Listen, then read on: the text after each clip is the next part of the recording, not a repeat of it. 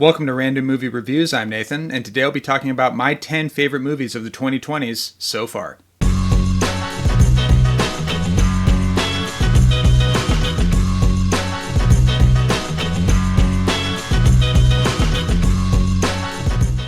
So one of the reasons that I named this series on my channel, Random Movie Reviews, is that so I don't limit myself in terms of the type of movies that I want to talk about. I wanted to separate myself from other YouTube reviewers in terms of, not only talking about the newest releases of movies and being able to talk about older movies or obscure movies or movies that I just feel like I have an interesting take on and I want to share it with you guys. And I say all that to say that when it comes to newer movies that are just coming out in theaters or being released straight to streaming, I've always been a huge procrastinator in that area. It's not that I don't like watching newer movies, it's that I take kind of a long time to go watch those newer movies because I'm usually interested in watching some other movies that I haven't seen before, or I'm interested in watching films from a particular filmmaker. I go through a lot of phases. So I was still able to make a list of 10 movies that I really, really loved in this decade so far, that I can see myself returning to more than once. But there's also just been a ton of movies that have come out during the 2020s that I'm interested in seeing, but I just haven't gotten around to yet. Films like The Substance, Anatomy of a Fall, Drive My Car, The Worst Person in the World. Those films in particular are movies that have gotten huge critical and fan acclaim that I'm interested in seeing, but, just haven't gotten around to yet. And then on the flip side of that coin, there are a ton of movies that I have no interest in seeing. There's been a lot of horror movies that have been coming out that haven't really gotten my attention. The Terrifier movies are at the very top of that list. And then there's all the MCU movies that are continuing to come out. With the exception of Guardians of the Galaxy 3 and Deadpool vs. Wolverine, which were two superhero movies that I actually very much enjoyed. As far as all the other MCU stuff that have been coming out, I have no interest in it. I had no interest in seeing the new Indiana Jones movie that came out. So there's been a lot of movies that have been coming out during the 2020s that I'm just like, I don't really feel the need to see it. Maybe I'll feel differently later on. But regardless, even though there's been a lot of movies that I haven't seen of the 2020s yet, I was still able to make a list of 10 movies that I personally really love and enjoy. And this list is not ranked, with the exception of the last movie on this list, which is my personal favorite of the 2020s, just in terms of how many times I've rewatched it and find something new to enjoy about it every single time. But I'll be saving that for the end. But the rest of these movies, they're not really ranked in any sort of order. They're just movies that I really enjoyed from the 2020s so far. So with all that being said, let's get into it. So starting off the list, we have a film that is somewhat divisive amongst fans of this particular series. But I had to go with Alien Romulus. I actually do have a full-length review of this movie on my channel. I'll make sure to link it in the description below. But yeah, somebody who was not really a fan of the direction that Ridley Scott was taking this series, in particular with that of Alien Covenant, which I think is a fucking terrible movie across the board. It was actually refreshing to watch an Alien movie that I really enjoyed, that kind of brings back the tone of the first two Alien movies, a kind of back to basics type of Alien movies that had really amazing visuals, great pacing, fun new characters, specifically that of Andy, the android, who is an amazing addition. Yeah, I loved how straightforward this movie was. I liked how it does a good job capturing the tone and essence of the first two Alien movies. I thought all the xenomorph stuff was fantastic. I think there were some really amazing standout scenes, like the facehugger body heat detection scene and the whole zero gravity stuff. And I even liked the crazy twist ending at the end of this movie that a lot of people didn't like. I thought it was pretty awesome. I just went into this movie with low expectations, but then, because of that, I was just pleasantly surprised at an Alien movie that I thought was a ton of fun, and I can definitely see myself revisiting this movie far more often than I'll ever revisit both Prometheus or Alien Covenant. And the next movie on this list that's also revolved around a terrifying monster, I had to go with Godzilla Minus One.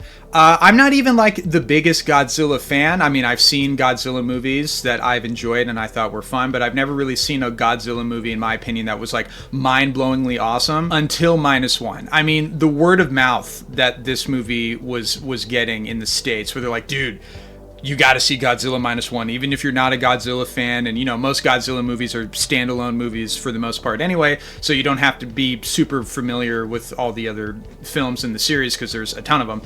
But everybody was like, no, seriously, this movie is as good as everybody's saying. I was like, all right. So I went into this movie with high expectations, and they were exceeded. Godzilla Minus One is a terrific movie with really memorable and sympathetic characters. All of the Godzilla sequences are tense as hell, genuinely nerve-wracking. And for the fact that this movie was shot on such a minuscule budget in comparison to most American blockbuster movies, it really put a lot of like the MCU movies to shame in terms of like budget, in terms of like CGI. Like, this movie looks incredible.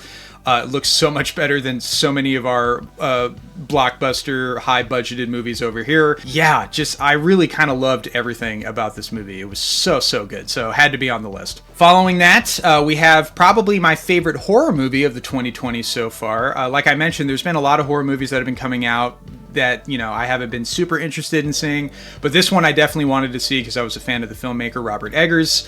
Nosferatu. Yeah, I really loved The Lighthouse and The Northman, which were the two previous movies that Eggers did before Nosferatu, and the second I saw the trailer, or actually the second that I heard Robert Eggers was making a Nosferatu movie, I was like, that is the most perfect thing I've ever heard. If there's any filmmaker today that could nail a modern version or remake of a Nosferatu movie, it's definitely Eggers. His particular brand of filmmaking, his visual aesthetic and atmosphere and just eeriness that you can feel in all of his movies.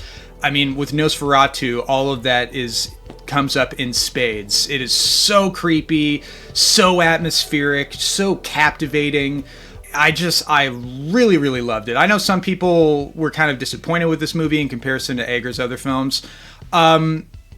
It's pretty much exactly what I wanted, speaking for myself. And this is definitely going to be like a Spooktober go-to for me when I'm in the mood for something really just atmospheric and creepy and just kind of gets under your skin, but is also just thoroughly entertaining. And I thought all the performances were great. I thought the cast as a whole was fantastic. I know some people were making fun of the way Nosferatu looked with his mustache and his voice. Speaking for myself, it totally worked for me. I loved this take. I'm a big fan of the Dracula story. I'm a big fan of Francis Ford Coppola's version of Dracula. That's probably still my favorite Dracula movie. But Nosferatu is probably a close second. Just loved it. I want more gothic-y horror movies. I want more modern takes on that kind of particular subgenre of movies. But yeah, Nosferatu, I really fell in love with this movie. Shifting gears from the kind of classic genre stuff, we're going into a kind of a heartwarming, dramatic comedy.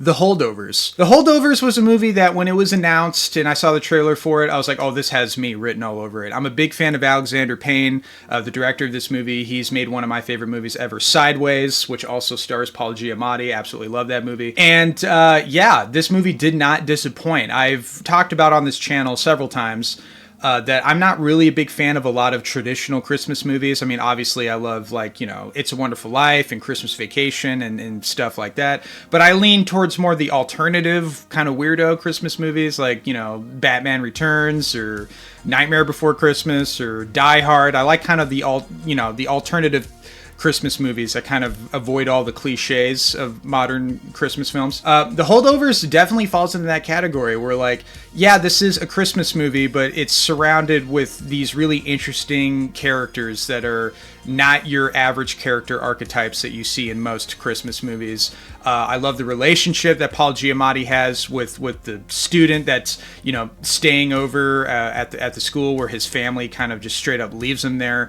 It's kind of a terrible time, but they end up, you know, kind of forming a bond along with Mary, who's like the cafeteria and the cook of the school. And so it's these three outsider characters, and it kind of, you know, talks about the more sadder aspects of, like, you know, why the holiday season can feel particularly isolating. But at the end of the day, the movie is a genuinely heartwarming film that doesn't feel schmaltzy or too over melodramatic or insincere like so many holiday movies feel like. It manages to sidestep all of those cliches with these characters and these relationships, and it's also very, very funny and legitimately just a cozy, comfy movie that is very intelligent and very unique. And yeah, this is definitely going to be a Christmas classic, at least in my house. But yeah, I kind of just loved everything about this movie, and I knew that I would. So yeah, this is one of those movies that's going to be an annual movie for me. Every Christmas, I'm most likely gonna turn to this movie at some point. So yeah, it had to be on the list. And staying kind of in the dramatic comedic territory, I'll be talking about the movie that won Best Picture last year, I believe, Anora. I actually tried to do a review on Anora, like before all the Oscar stuff came out. I was going to do a video on it, but it just kept getting taken down for bullshit copyright stuff that made absolutely no sense. So I was unable to upload that video, unfortunately. But now I'll be able to mention it. I loved Anora. This was my first Sean Baker movie. Sean Baker is one of those filmmakers that I've been really interested in seeing. I haven't seen his previous films yet, like Red Rocket and stuff like that, which is definitely on my watch list. But I was like, I'll start with Anora. I was interested in the premise of the movie, where it's like, okay, this is kind of like a different take on the Pretty Woman plot, where a stripper / call escort girl ends up extending her services to this rich Russian kid who has a very rich political family or whatever. And the first half of the movie is them, fooling around and her being spoiled with all of his riches and privileges and all of this stuff. And it takes up a big chunk of the movie. And at first I was watching the movie, I'm like, I hope this is not what the entire movie is going to be, because this is going to get kind of boring quickly. Because, this Russian kid character is insufferable, which he's supposed to be, and it's such a shallow relationship. And I'm like, at some point there has to be something that kind of really kicks this movie into gear. And oh boy, is there ever. Once we get to the middle point of this movie, and I won't spoil it for anybody who hasn't seen it, this movie turns into one of the funniest movies I've seen in quite some time. There's been a lot of talk about how there aren't really that many good comedy movies anymore, which is true. I mean, the lack of comedy films that have been coming in theaters that are of good quality is pretty low. But Anora, holy Lord, I was laughing hysterically during that whole middle section of the movie. It just goes in a completely different direction that you're not really expecting. And then by the time you get to the end of the movie, it kind of ends on a very poignant, kind of emotional sucker punch moment that was really surprising, that kind of just like was the perfect way to end the movie. It elevated the movie to another level, and I was just really pleasantly surprised. This movie is so much more than you think it is, just based on the premise alone. Yeah, I loved Anora. I thought it was great, so I had to include it on this list. So shifting from the more artsy type of cinema, we're going right into the schlocky action nonsense that I absolutely love, and I had to go with the movie Nobody, starring Bob Odenkirk. For those who've seen this movie, you know that this movie's kind of feels like almost a spin-off or an offshoot of John Wick. Not literally. I mean, as far as we know, these are two completely different characters and universes, but it's written by the same writer who wrote the first John Wick movie, and it has the same type of action filmmaking. It's very reminiscent of the John Wick action formula, but what makes the movie work really well is Bob Odenkirk and his character and his performance of being kind of like the everyman who has a wife and 2 kids and is working the Monday through Friday 9 to 5 job, kind of doing the everyday work grind. And then we find out that there's more to this character than we think, and then the movie goes into over-the-top action awesomeness, and the action is really well filmed. It's super brutal, and there's kind of a tongue-in-cheek quality to this movie. There's a sense of humor to it. The movie doesn't take itself too seriously. It takes itself seriously just enough for you to actually be invested in the story and the characters. And it's a short movie. I think it's just around 90 minutes, maybe even less than that. It is so fast-paced, and I just really loved it. I'm a big Bob Odenkirk fan, so there's kind of a bias going on there. But as far as all the John Wick ripoff movies that we've been getting a ton of recently, Nobody ranks as being the best of all of those kind of John Wick-inspired movies. And the sequel is coming out, which I'm very much looking forward to. I'm a big fan of schlocky action, as people who watch my videos already know. So Nobody is probably my favorite action movie that's in that type of style. Had to include that one on this list. And then staying in the action territory, I mean, Top Gun Maverick. What is there to say about this movie? The movie that kind of saved movies for that time early on in the pandemic. My history with Top Gun Maverick was that I didn't really care when it was announced. I was like, oh, a sequel to Top Gun. I'm not a big Top Gun fan of the original movie. I actually think it's kind of quite boring. That's just my opinion on it. But, you know, Top Gun Maverick, similar to that of Godzilla Minus One, was just getting so much word of mouth and so much support and just a ton of praise that I was like, all right, I'll watch it. What's to lose? If I don't like it, I don't like it. But at least I can say, hey, I watched it.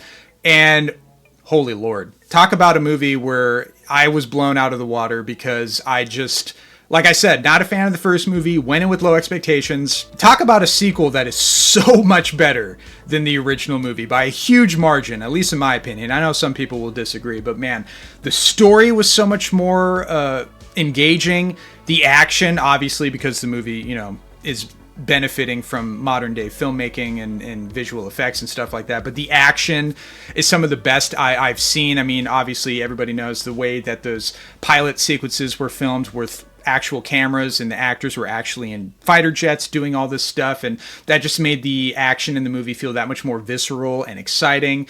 You know, the movie is kind of like the cinematic equivalent of a perfect pop song. Like, it doesn't really do anything to reinvent the wheel, but as far as like making a accessible summer blockbuster movie that everybody can enjoy, it hits all of the beats that you would want to see perfectly. And I'm probably due for a rewatch. I haven't seen it in a while, so maybe I'll rewatch that one soon. Going on to the next movie in this list, I did mention that there were a ton of superhero movies that I didn't see during the 2020s that I wasn't interested in, but one of them did make the list, one of the movies that I did see that I ended up loving way more than I thought I would, and that is James Gunn's The Suicide Squad.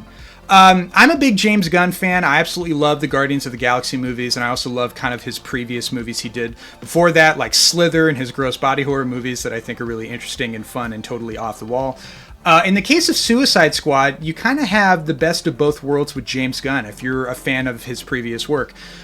You get the awesome action, accessible, funny, great characters similar to that of Guardians of the Galaxy, and you get all the kind of crude, over-the-top violence, kind of off-putting moments of the older James Gunn stuff, and it goes into one movie that works way better than you think it would. This was just a movie that, once again, I was like, oh, James Gunn made this. And, you know, this was after the whole controversy that he had where people were trying to cancel him over stupid shit. So I was going to watch this movie regardless anyway. This is when MCU kind of let him go. And then DC's like, we'll take you. And now James Gunn's the head of DC. We'll see where that leads. But I went into this movie not knowing what to fully expect because I'm not a big fan of what the DCEU has been with Zack Snyder and all that stuff. It's just not really my thing. But what I got was an R-rated Guardians of the Galaxy movie that was just crazy and thoroughly entertaining. And once again, James Gunn's got me caring about weird outsider characters that you normally wouldn't care about, but he puts some emotional depth in them that's always surprising. And it's like an anti-superhero movie, really. Is kind of the idea behind this movie. And I just loved how, like, James Gunn had carte blanche. He's like, I'm going to get as weird with this as I possibly want, to the point where I am bringing in a starfish, a giant alien starfish that can shoot out mini starfish from his armpit. I'm going to have a character who can shoot polka dots that can melt people, and also he has a mom complex that is quite disturbing. I'm going to throw that in the movie because I can do it. And the result is one of the weirdest superhero movies I've ever seen. It's so different than pretty much every superhero movie that's been coming out since, like, Iron Man. And I loved every second of it. This has kind of gone on to be definitely one of my favorites of the 2020s, hands down. Getting down to the last two movies, I don't know if I'm really cheating with this next entry because it's Dune 1 and 2 put together, kind of like Kill Bill 1 and Kill Bill 2. I see both movies as being one giant epic movie. But yeah, Dune Parts 1 and 2. Wanted to watch this movie because I'm a massive fan of Denis Villeneuve. I have a video on this channel talking about my love for Blade Runner 2049 and why that's my personal favorite science fiction film of all time. I know, high praise, but I completely stand by it. So when I heard Villeneuve was making a Dune adaptation, I was like, well, he's obviously the perfect man for the job, so there's no way in hell I'm not watching this movie. And I'm not like a Dune super fan. Like, I know a little bit about Dune, but I haven't like read the book. I haven't seen the David Lynch movie. Still, I should probably watch that movie just out of sheer curiosity. But I knew enough about it that, like, if you had the right filmmaker making that movie, that you could make it work. So yeah, watched Dune 1, obviously, on HBO Max, because that was around the time where it went straight to streaming, which is kind of crazy to think about in retrospect. But absolutely loved it. I know some people thought it was really boring and slow. For me, I loved the world building of it. I loved the aesthetic of it. I loved the pacing and the way it was building up to something really, really epic. I just knew that it was going to get fucking nuts at some point. And then when we get to Dune 2, which I saw in theaters, holy Lord, it was one of the most exciting theater experiences I've had. And I don't go to the theaters that often. I'm really, really choosy about what movies I want to see in theaters. Dune 2, I was like, yeah, I'm going to have to see this one in theaters. And boy, I don't regret it even for a second. It really was as epic as I kind of wanted it to be. And then it ends on that cliffhanger, which I was like, oh, I didn't know. I thought we were going to get a definitive ending, and we got a cliffhanger leading into, obviously, the third and final movie. I have no idea what to expect with that movie, but I'm thoroughly excited and looking forward to it. And like I mentioned, the final movie on this list is my personal favorite movie of the 2020s, and I can already see some people going, really? Matt Reeves' The Batman, starring Robert Pattinson. Okay, so I did not see this movie until like a year after it came out, because when The Batman came out, I was getting really bad superhero fatigue, and I'm a huge Batman fan. Like, I have a ton of Batman comics. I'm not going to show them off right now, but I love the character of Batman, and I loved what Christopher Nolan did with the Batman movies. But at the time, Matt Reeves was coming out with another version of Batman not that long after all the Ben Affleck stuff, which I'm not a fan of at all. I was just burnt out. I was like, I'm not watching this movie right now. I have other movies that I'm more interested in watching. Perhaps I'll go back and revisit it. So it only took me a year later, and I was like, all right, I'll get around to watching The Batman. And this is kind of the Batman movie that personally I've always wanted. A noir, mystery-driven Batman movie that is moody as hell, that has kind of the gothic aesthetic of the Tim Burton stuff, but has the gritty storytelling of like a Frank Miller comic book.